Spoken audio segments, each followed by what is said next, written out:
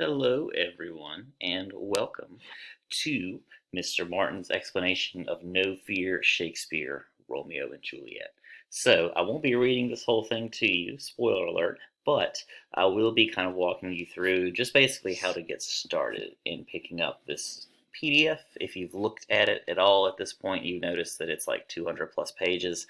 Don't worry, don't fear, we're not reading that much. Although we could, and I'd be pretty happy, but we aren't. Um, but just to get you started, in case you have not read drama or read a play before, um, we'll kind of get you underway with that undertaking today. So, this is No Fear Shakespeare's translation of Romeo and Juliet. So, here's your title page. You have some of the works of Shakespeare on the left. Those are all No Fear translations as well. Title page. And here, your table of contents. You can see that it's a play set up in 5 acts with a prologue. Before we get there, you'll note that you have kind of a breakdown of the different characters in the play.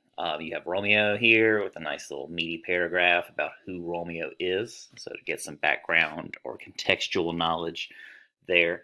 Same for Juliet. Not Friar Lawrence, that's Friar Lawrence down at the bottom.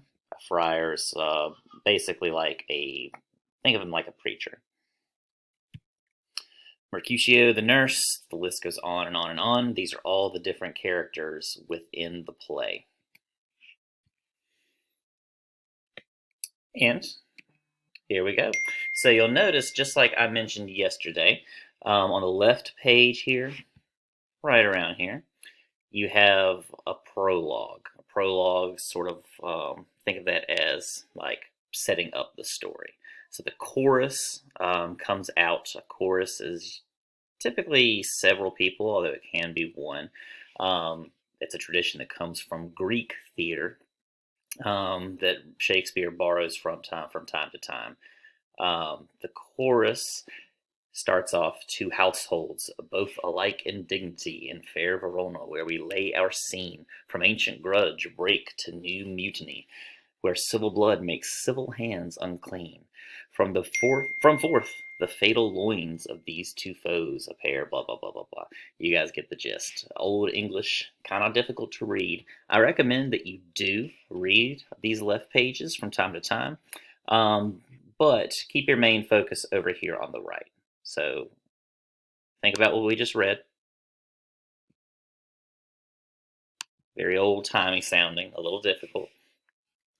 And on the right you have, in the beautiful city of Verona, where our story takes place, a long-standing hatred between two families erupts into new violence. If you haven't picked up on it already, it's just generally much more easy to read those right pages because they're much more in the way that we speak nowadays. So definitely give the left pages a look. But if you keep reading, you forget that we had this conversation before we started reading.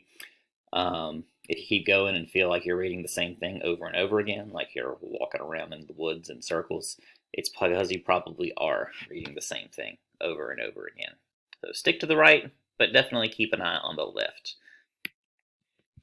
Here is where Act 1 starts. So the prologue exists outside and before the play actually starts, just kind of setting it up. It is part of the play, however.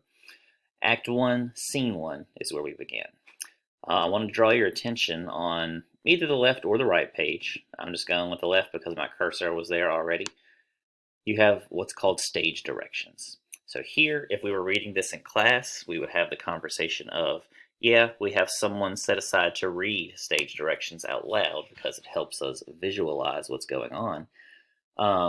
But it's not like you would have a person on stage reading this part out loud. So here, enter Samson and Gregory of the House of Capulet with swords and bucklers. Or, on the right, Samson and Gregory, servants of the Capulet family, enter carrying swords and small shields. So basically, that's just kind of telling the reader or the actor what's going on as they're reading their script. And then down here, you have Samson.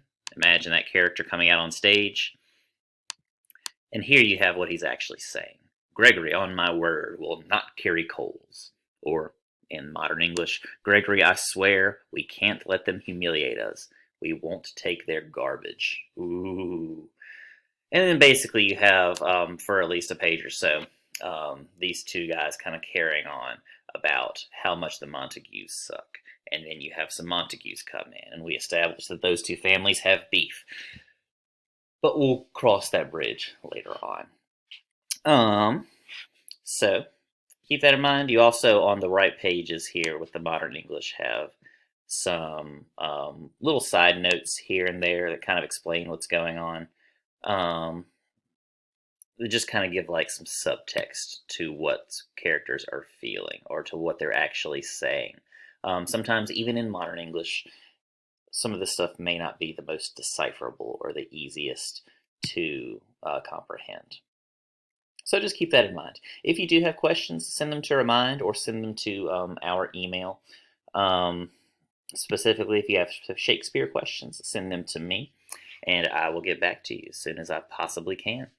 Let me know how you're enjoying the play. Keep in mind also, everyone is responsible for one overall comment or response to our discussion boards per day, and also one response to someone else's comment. So keep that in mind.